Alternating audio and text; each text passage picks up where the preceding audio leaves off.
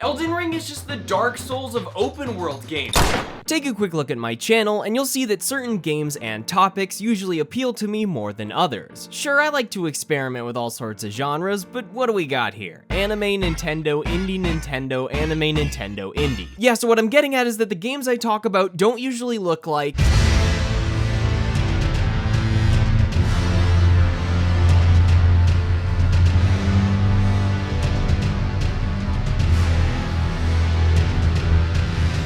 There is no original way to introduce the bastion of a series that is Dark Souls, or its reputation as the de facto descriptor for hard video game. So instead of regurgitating a Wikipedia page, I'll tell a personal story. I'm just choosing from my high school notebook of ways to start an essay. So I bought the game on PC, right? Figured everything will be fine for this 10 out of 10 universally acclaimed AAA release, but I didn't know about FromSoft's history of questionable PC ports. Release day arrives, I install my copy on Steam, and I'm greeted by janky graphics, constant frame rate drops, and time manipulation that ranges from the game slowing down every time an enemy sneezes to a several second freeze followed by a sonic boost moment. So after a couple hours of attempting various fixes, I headed over to GameStop for the early midnight release to pick up a PS5 copy instead. As I was checking out, the cashier asked me, do you want to buy a warranty in case you scratch the disc or don't like it or want to return it for any reason, yada yada. And on conversation autopilot, I replied, no thanks, I'm good. Problem was, their next words weren't, alright, you're good to go, but instead, are you sure?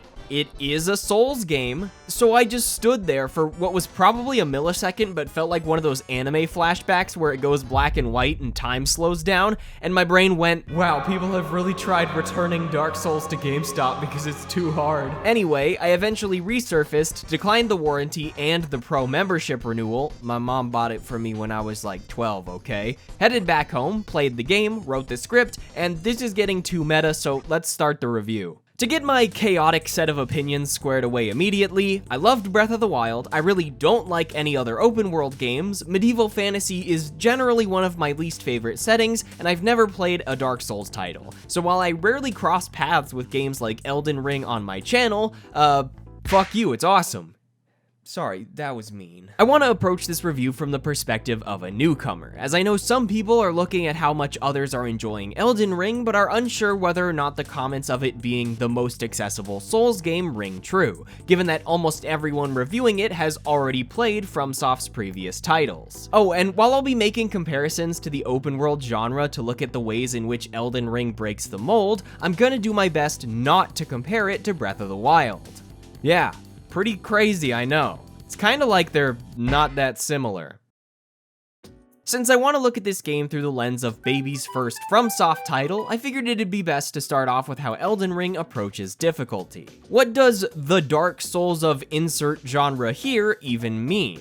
When it comes to most of the games I play, I usually have a preference toward linear design. I enjoy fighting bosses at the intended difficulty and overcoming challenges carefully crafted by the developers. However, the ability to say, fuck it, I'm coming back later, makes Elden Ring incredibly accessible to new audiences while also setting it apart from the scaling systems many RPGs implement to varying degrees of success. In a linear game like Dark Souls, every boss is a wall that you must conquer to push forward, but in Elden Ring, that's almost never the case, even when it comes to story bosses. Don't feel like fighting Margit or Godric yet? There's literally a secret route that just lets you walk around the castle and go to the next area instead. This non-linearity delivers an amazing sense of freedom, as getting to traverse the world and explore ruins, caves, and castles at your own pace gives way to a lovely mix of difficulty, with the potential downside that challenge is inconsistent. Depending on your level, you might trivialize certain bosses, and other times you might discover a whole new area of the map only to find that your attacks barely scrape a basic enemy. However, I think this is a more than acceptable trade-off that actually works well in some areas, as it allows experienced players to defy the odds while letting new players level up at their own pace. I'd be lying if I said I wasn't a bit disappointed discovering some areas that just felt too tough at first, but there's so much to do that those few moments were negligible when considering the overall experience,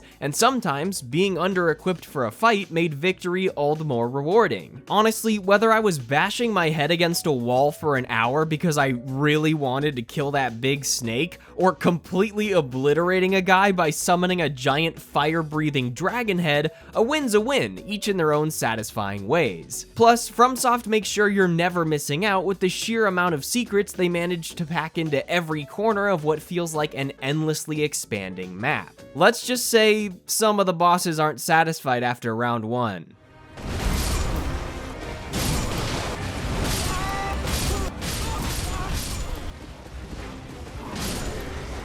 Finally, I beat the tree sentinel. Oh, he's back? I could beat this guy again, no problem.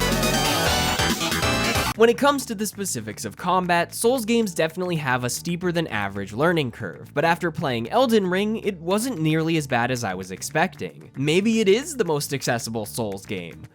I guess I don't really have anything to compare it to, huh? On a fundamental level, the game just demands more attention and precision than you might be used to, as death is often unavoidable while you learn how each boss moves and functions. Pressing a button also means dedicating yourself to that choice, as opposed to most action combat games built on instant dodges and cancelable everythings. Because of all this, the first 5 to 10 hours were pretty tough, no question about it. I was so in my own head about the reputation of Dark Souls that I thought one wrong stat point could fuck me over. I'm glad to say this obviously isn't the case, but it did take me a while to build up the confidence to just gun it headfirst into any challenge I stumbled upon.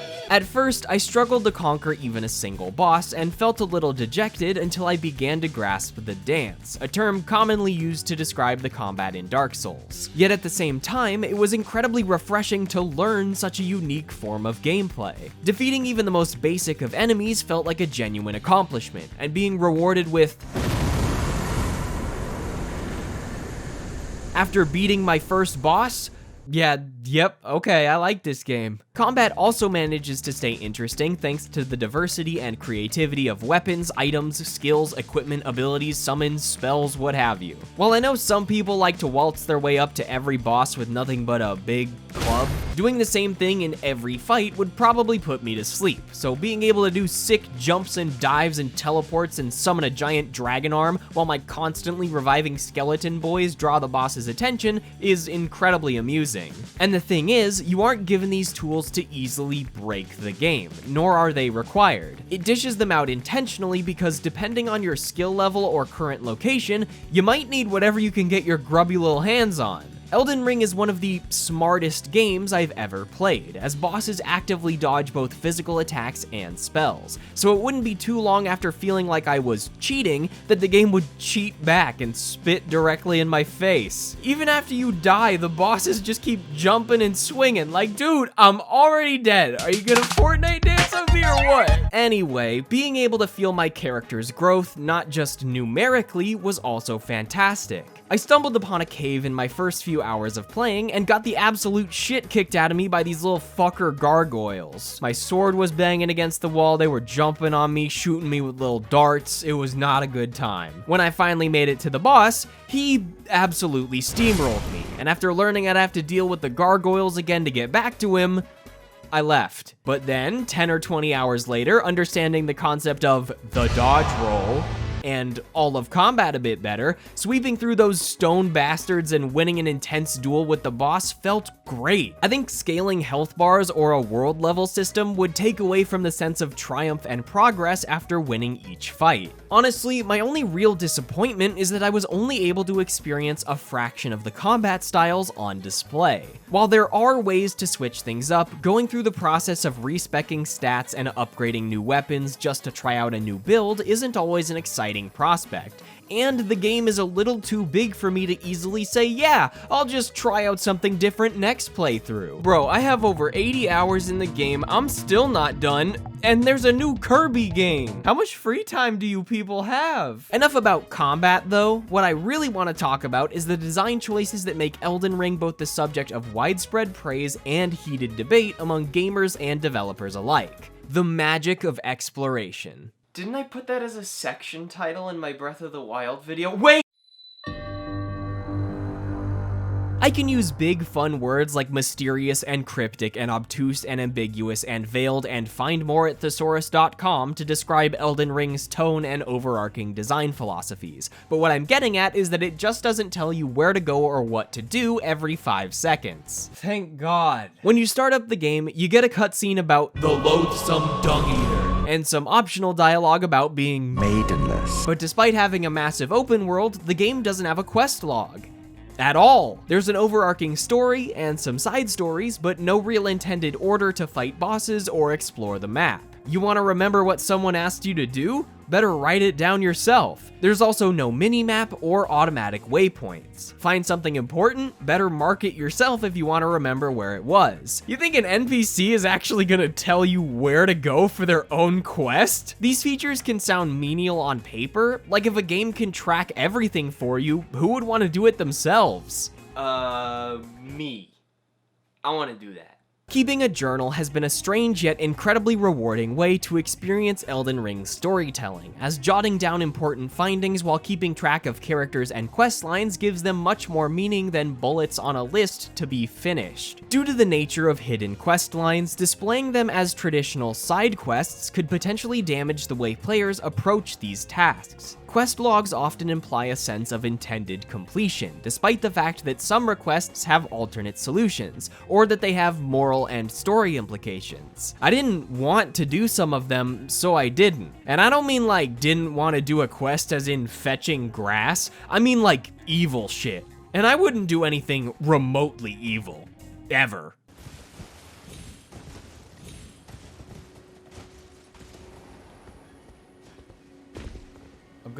I'm gonna jump on her. Stop it, please. I'm My flesh is akin to stone. I didn't mean it. Iron Pineapple told me to do it. There's a feeling of immersion, sorry, that's a gamer term, of being on a real adventure that permeates through every design choice in Elden Ring. The bosses feel like real enemies, the entire world feels hostile and dangerous, the map's topography allows you to navigate without waypoints, and the visuals themselves are given the chance to shine thanks to the simplicity of the game's UI. The only element shown during exploration is a compass, allowing you to fully take in the world around you. And man, is it a cool-ass world to take in. Sure, it might not have the latest 4K supersonic ray-traced, no computer on Earth can run it, but it manages to make every area stunning and memorable. From the grand structures of the capital to the decaying ruins of churches, and the lush yellow forests of the Altus Plateau to the Oh fuck, I'm leaving. I'm out of here. of the Caelid Wildlands, Elden Ring manages to avoid feeling repetitive and ensures it's more than just a medieval fantasy world. I've never watched or read Game of Thrones, but something tells me George R.R. Martin didn't come up with the giant turtle wearing a pope hat. If any of my friends looked at my screen while I was playing, or vice versa, someone was always able to say, "Oh yeah, I know exactly where you are," even if it was just a fucking cave. We all knew which cave it was. My appreciation of the game's atmosphere is also demonstrated through the importance of audio. I find that in so many games, not just open worlds, you can't hear the sounds of the world around you or even your own thoughts over the droning of constant dialogue. Sometimes this dialogue exists for comic relief or delivers an interaction that builds a relationship and contributes to the story, but other times, I'm sorry, Horizon, it's just too easy to point fingers at you. Elden Ring is a far cry from most open-world RPGs, though, as you aren't given constant reminders, hints, or solutions for anything. If you get lost, you have to sit there and figure it out yourself, study your map, or try talking to various NPCs again for directions. Even during longer stretches of traveling on horseback, which is when most games would bring up a phone call or internal conversation, I'm playing as my own character, and man is he literally silent. That means I get to do the metaphorical talking myself. You know, make my own choices in the story, take my time gazing at a nice view, or actually solve a puzzle without the help of a screaming toddler.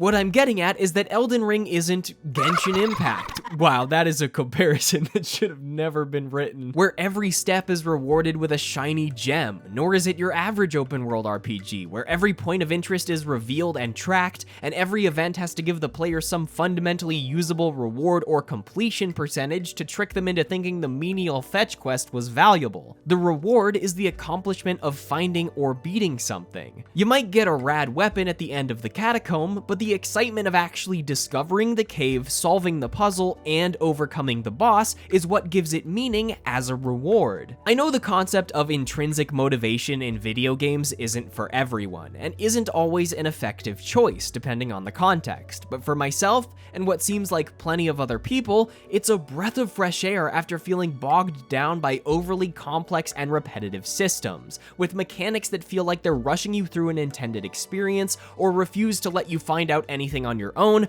or want you to fucking buy your gold from a microtransaction shop. Fellas, why do we let Ubisoft do that? Like, that just screams objectively bad with a capital objectively. However, I do want to mention that the silence of Elden Ring does extend to almost every aspect of the game, and I definitely struggled a bit early on while trying to understand things the game chose not to explain. It took me 50 hours to realize this little gravestone means spirit summoning is available, and I still have no idea what 80% of the debuff icons mean. This sense of obstruction can definitely be a negative for some players, as there are a plethora of useful mechanics you might not know about unless you watch the Iron Pineapple video. But this is FromSoft we're talking about. I say that as if I've actually played Dark Souls, but I can tell that all of it, or at least most of it, is intentional. Even finding a way to change up your combat style is another secret the game wants players to find on their own. I'm not trying to go down the route of the game isn't for everyone to defend a design choice, or imply that any improvement would go against some holy order holding the game together. I've definitely seen my fair share of shit on Twitter, people brewing up a storm on both sides,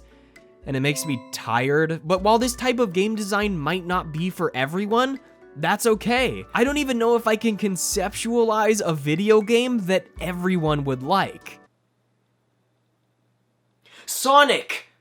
There are obviously smaller details that could have been improved upon if the devs had unlimited time and resources, but I do not possess the patience or the sanity to make a 3-hour video essay called Elden Ring Retrospective, so I'll just continue gushing instead. Not having my hand held through every fight or constantly pointed in the right direction led to something I wouldn't always mention in a review, but feels significant here: the moments I shared with my friends. The sheer amount of secrets behind every hidden wall and in every piece of item text and in every back corner of a desolate castle leads to a sense of community and collaboration that feels absent from a lot of games. The developers hid a bunch of crazy shit from everyone, but they only want dedicated players to find it. I'm not saying every game needs to hide an entire sub-area in a coffin behind a waterfall, but for this type of open world, really feeling like you've had an experience different from everyone else, or knowing that you found something really cool that someone else didn't, but that you still haven't even scratched the surface,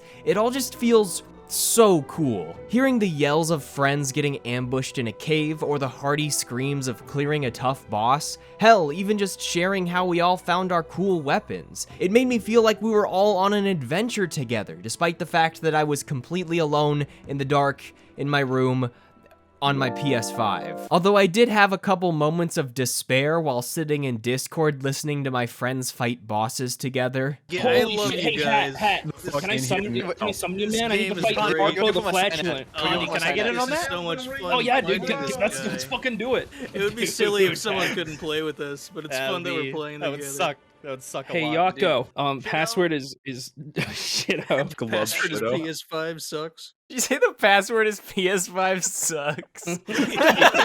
No, I'm not mad about the PC port, or the fact that I spent $50, which I then couldn't refund because I bought it from a reseller. That's on me. Then $60 on the PS5 copy, and another $10 on a month of PlayStation Plus just to be able to open a goddamn note that says dog every time I walk up to a turtle. You know what, never mind, I am mad. Now, this wouldn't be a video of mine if I didn't end with some weird tangent in an attempt to make my video game is good stand out from the million other video game is goods that have been posted already. I don't have any crazy emotional parallels or profound things to say about the storytelling and characters, but the game is fun. And it gives me the itch? I don't know, that sounds weird. I'm still workshopping it. It just means I want to keep playing all the time. Procrastinate work, literally spend my whole Sunday just sitting there, fucking 12-hour play session. I play a lot of video games, but I don't finish all of them. I could acknowledge they're cool, but every game has a differing level of the itch that brings me back after the first session. In terms of things I've been playing recently, Disco Elysium is super engaging, but the intensity of the writing limits my little baby brain from ingesting communism for more than a couple hours a day. Pokemon Legends Arceus was kinda neat, but after the first couple play sessions, there was no strong sense of anything calling me back for more. For some games, it can be engaging gameplay. For others, a story with twists and turns galore. And for the ones that are too lazy to do either of those, just add battle passes, daily logins, and Skinner boxes. It's proven to work. For Elden Ring, it's everything. Except the manipulative ones. Exploring caves, riding around on a horse, and fighting bosses for 100 hours might sound repetitive, but the game manages to throw so many new ideas at you that just when you feel like you've seen it all, the game says, "The fuck you have?" And that sense of wonder brought about by the mixture of intense combat and an intricately crafted open world is just amazing. I often express my distaste for games that take up way too much time, but Elden Ring does it in the best way possible. The absurd amount of effort it takes to explore all of the lands between is what makes the journey so exciting and rewarding. By the time I neared the end, looking back on my map filled with gray sites and markers flooded me with memories of all the things I'd experienced or still hadn't fully unveiled. Fighting boss after boss might have taken up most of my mental faculties in the moment, but every time I sat down at a site of grace or rode to a new location on horseback, I was given time to reflect on how I subconsciously learned the landmarks and shortcuts of every region, or watched bosses turn into basic enemies as I grew stronger over time. How I experienced a chaotic mix of dastardly lies and kindred discovery by reading player messages, or spent way too much time climbing big rocks for absolutely no reason, all culminating in my brain saying, "Wow, look how far I've come." I mean, I've just been hitting buttons, but I'm starting to feel maidenless for real. Wait, even as a newcomer, my time with Elden Ring has been fantastic, but my recommendation comes with a warning. It's tough, and it really doesn't tell you much of anything. I literally walked past the tutorial area until my friend noticed and quickly told me to go back. It's definitely not as rage-inducing as a GameStop employee may have you believe, but it takes patience alongside an entirely new approach to exploration that I can tell not everyone's gonna be a fan of. However, if you are willing to die, learn, die, explore, and die some more, then Elden Ring is an incredibly rewarding experience on a scale unlike any other. The game is so accessible with its wide variety of combat options that even if you don't want to get near the bosses, you can just shoot a giant laser at them. Like, what the fuck? That is so cool. If you enjoyed this video, maybe consider, no, you know what? Scratch that. I gotta be more confident. If you enjoyed this video, click that subscribe button over there. It's looking kind of nice, isn't it? And on the subject of blatant self-promotion, I also have a Patreon, and you can check that out in the description if you're interested in supporting my videos. But that's about it. I'm all out of jokes, and I don't really like giving scores, so I'm not going to. Nothing will really change that. It's just how I do things. Great champion, would you allow me to hold you? But briefly.